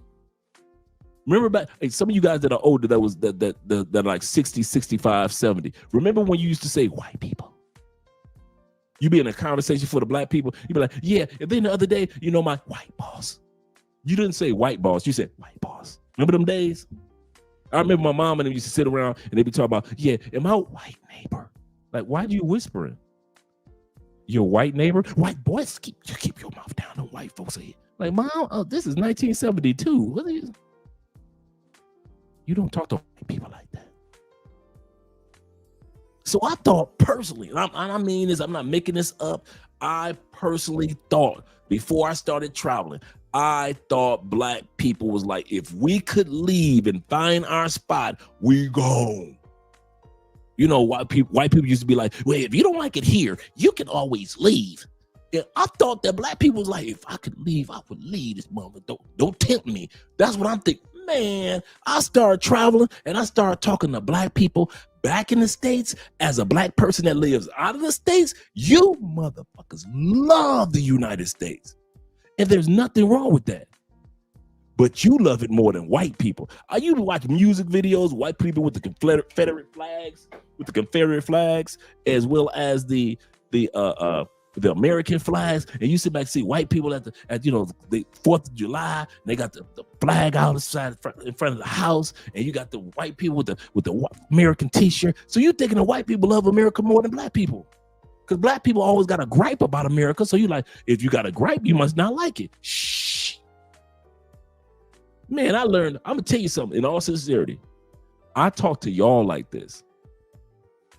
And I'm gonna say something that I talk to you all like this. I can be honest and give stats and facts to you guys that have passports and travel and have lived in other places. But to average, everyday, mere mortal Americans, ain't no, man, these cameras go off, I shut the up. I'm quiet as could be in the United States. I don't tell nothing that's leaving. You can't tell people, well, you crazy. You can't tell white people nothing about what's going on the inside and outside the United States. And you dang sure dare not to open up your big mouth and talk to black people about what's going on the inside and outside the United States. You keep your passport, bro, keep your mouth shut while you in the States. Because they will cuss you. Man, they will sit up there and turn a cross upside down and put you on it.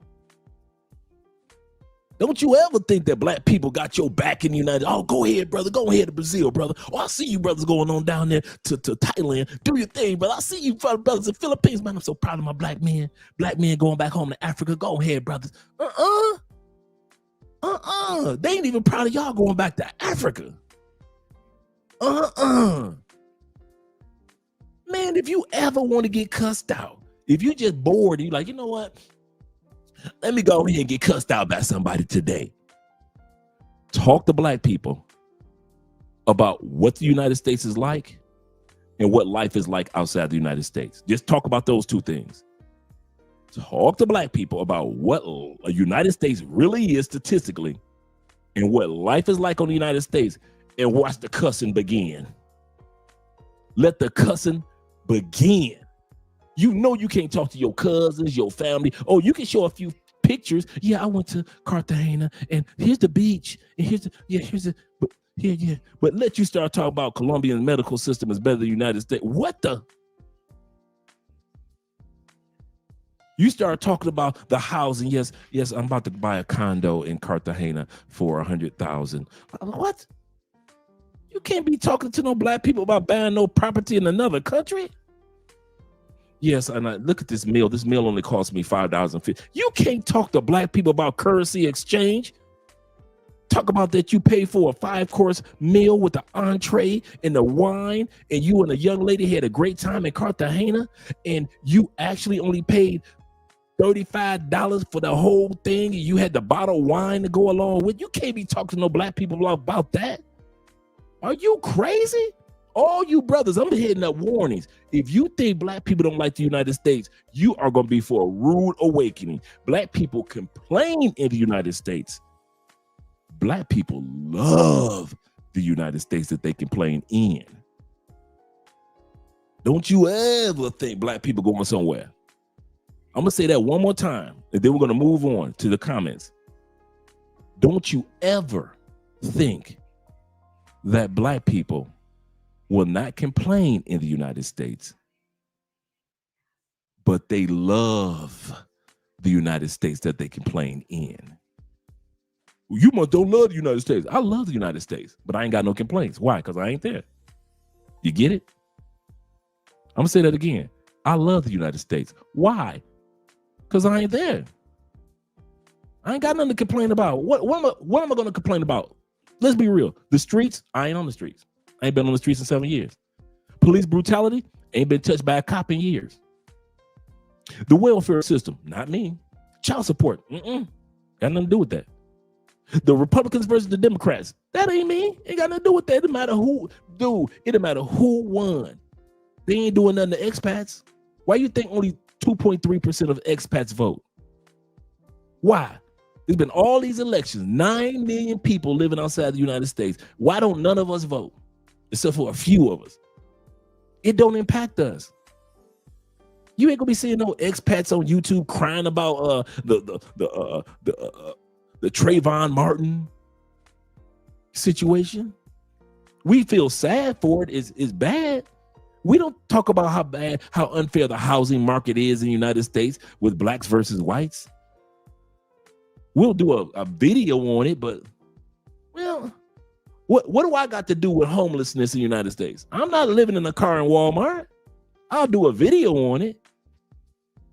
Nothing.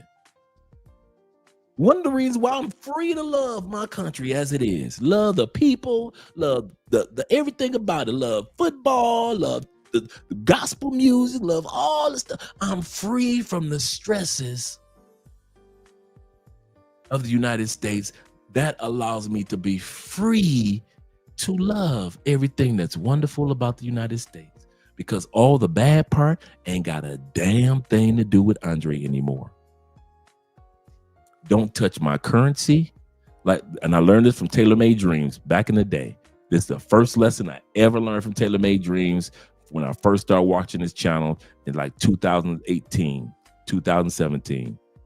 As long as they don't mess with the currency, the passport, and leave me the hell alone, I'm good. And since that day, those were the 3 things that I've always said. As long as they don't mess with the passport, the U.S. currency, and leave me the hell alone, I am free of all the critical things about the United States to love the United States and its people for what it is. To where you still there and you got to complain about road rage. You got to complain about your boss is an idiot. You got to complain about dating 70% obese women, because 70% of the women in the United States are considered overweight or obese, and y'all want to call them thick. You got to complain about all that. Us brothers that live outside the United States, we don't be complaining about that. When the last time you saw a brother in Thailand that lived in Thailand complain about police brutality in the United States? We don't. These cameras go off, man. We'll be talking about that stuff. We talk about business moves, you know, dudes that own Airbnb. Shout out to all you guys out there, or guys that are going to school for different things, like in Theo's class for cloud engineering, stuff like that. But we don't. 90% of the times we be smoking cigars and having beers, and we sit back and we're talking about economic global things. I kid you not. Nobody's sitting around talking about, dude, I only get dudes sitting around talking about fantasy football. Dudes will sit around with their cigars and their brandy and their scotch, and they will sit around and talk about what next country they're flying to. And we're just regular dudes. We ain't ballers, we ain't rich, many guys are on their retirement. That's it. We don't, when these cameras go off, most expats, most brothers are not complaining about what's going on in the United States. Now we are free to love the United States.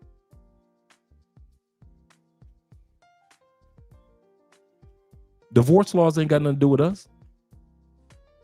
I love the United States. Ain't got nothing to do with me. Sexless marriages in the United States ain't got nothing to do with me. I love the United States. The fall of the black church. Men are not showing. They ain't got nothing to do with me. That's what makes it so beautiful. That's what makes it so easy to love the United States, because we're not caught up in the governmental part anymore. See, when you're an expat, you focus on laws, not governments. I'm gonna say this again. Most people that are expats, black, white, from Europe, from no matter where it is, we focus on, am I following the laws of that land? We do not focus on who's president, who's not president, blah, blah, blah. The locals focus on that because they're making local currency. So they can complain. Afro-Colombians can complain because they're like, hey, we're still fighting for our rights. They can complain.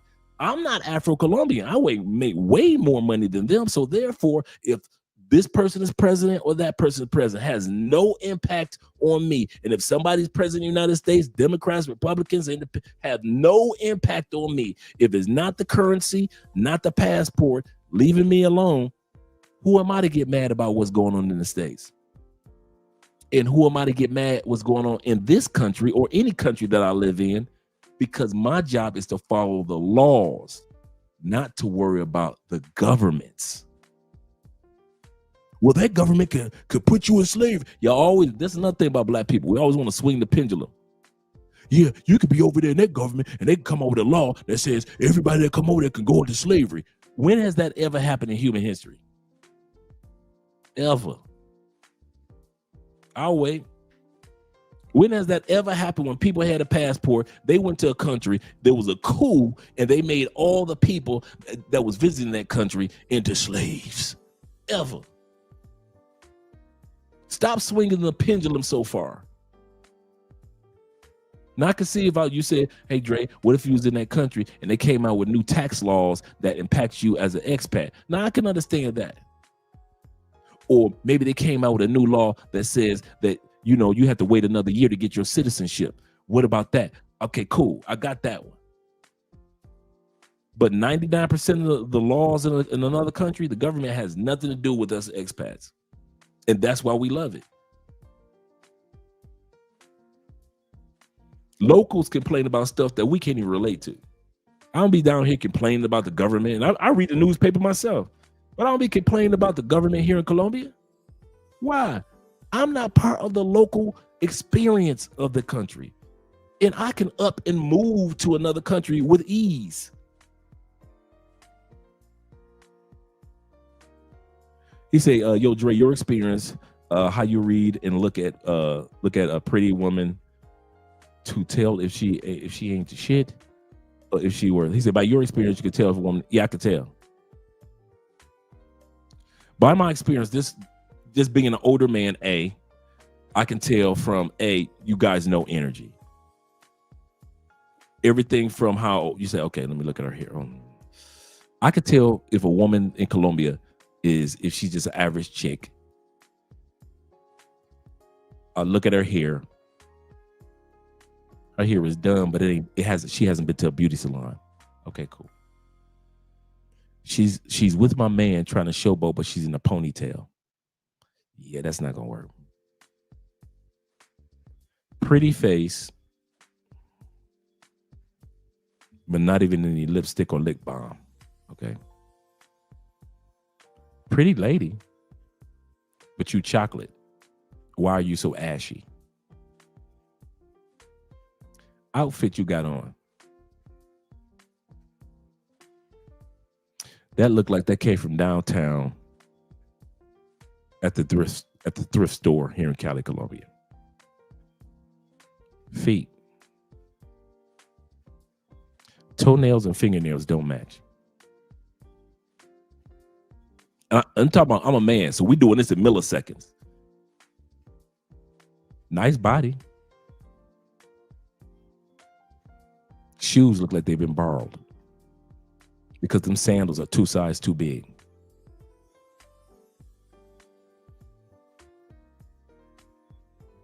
Your chick ain't shit.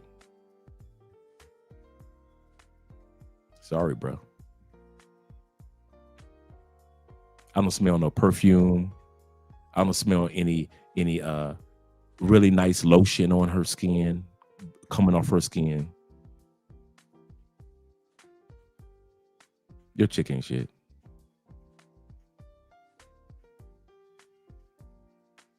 If she drinking everything up before us men even get a drink, your chick ain't shit.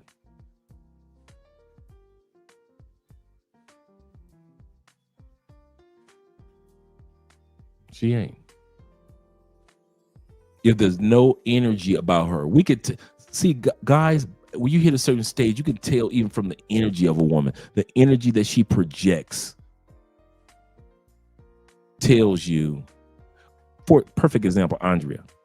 You all know, since you guys been seeing Andrea all these years, has Andrea always carried herself like she was always over 30? We started YouTube when Andrea was like 24, 25. Every episode, Andrea has always carried herself as if she was like 32, 33, 35. A mature energy. Even to this point, to this day, you guys could never sit back and say, Andrea was on there, she was so immature on that particular episode. Sometimes she's act older than me.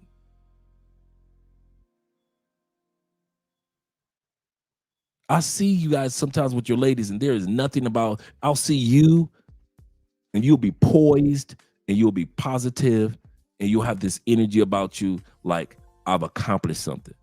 And then I'll see this chick with you and I'm like, and it don't be age or like, well, she's younger, or it don't be nothing like that.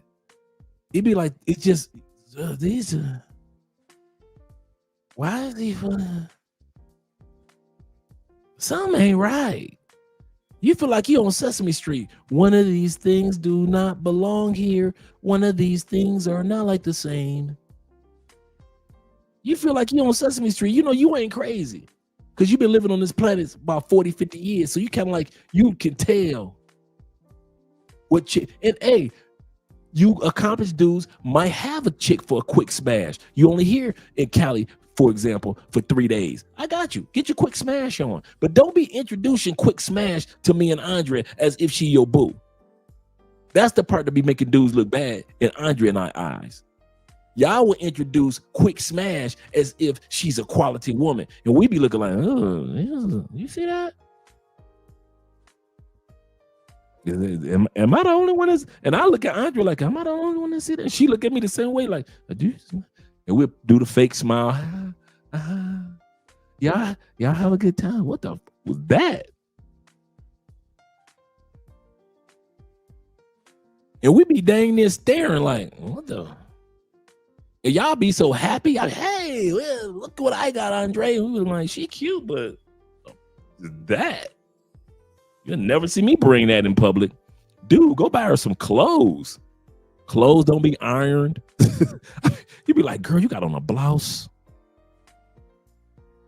with the matching shorts No iron nowhere. Look like the clothes been washed like 15, 20 times back to back. But she fine.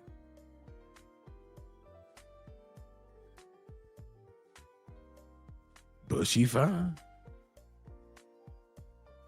And y'all be thinking that we just being judgmental. Dude, no. If that chick was just a quick smash, cool. But just don't be coming up in our face being all proud. Look what I have, Dre. No, Negro, no. That chick like she got 5 bonnets in her purse right now.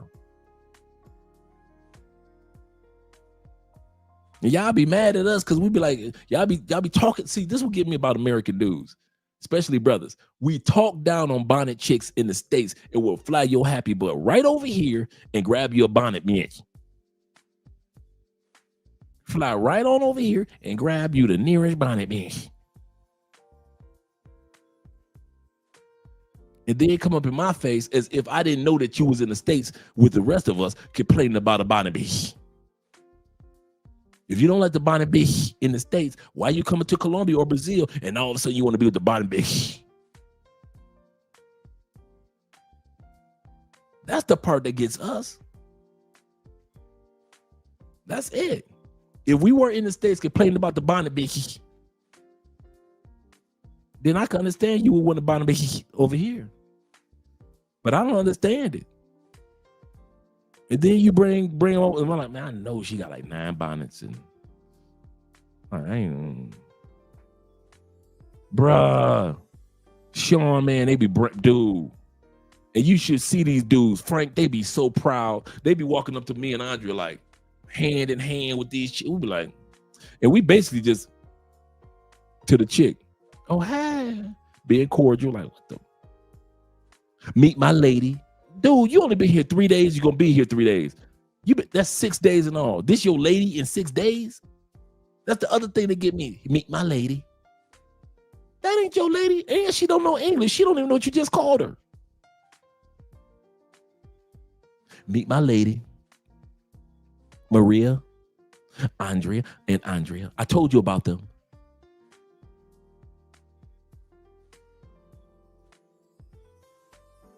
I don't get it either. Bruh.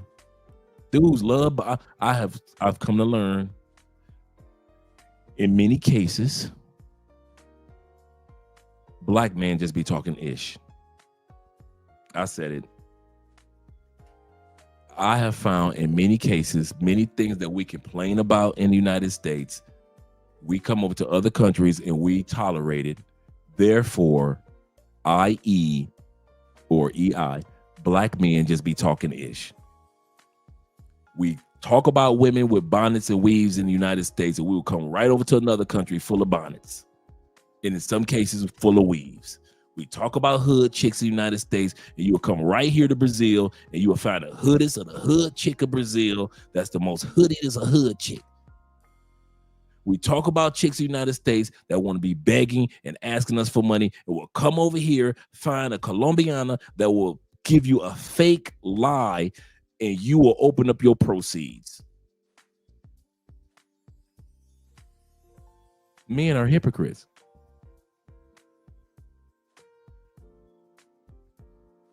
We are. Everything that we bitch about women in the United States, we will go to another country and tolerate it. I don't want a woman on drugs. You'll say that in the United States. You'll come right over to Medellin and they'll be sniffing that pink coco. On the low. That Tusi. And you won't say nothing.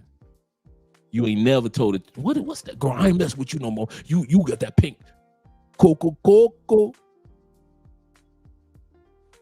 Y'all sit up there and let her put that stuff all up in her nose as long as she open up her legs. Man, y'all hypocrites.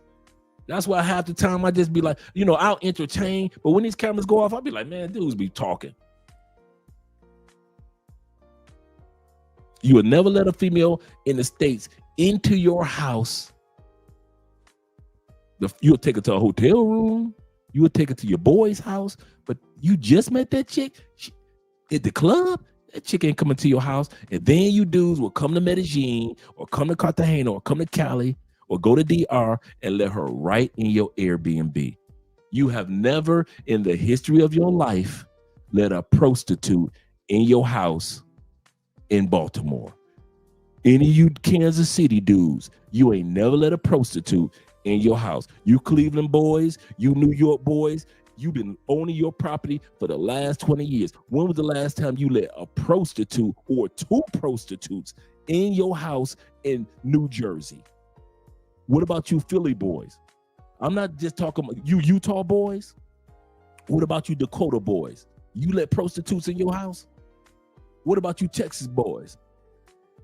Oh, you AZ boys don't do it either? You California boys definitely don't do it. And you Oregon boys don't let prostitutes in your house.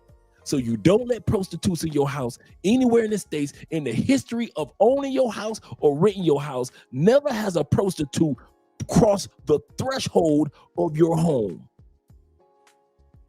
And you come to another country and that's all you do. You're a hypocrite.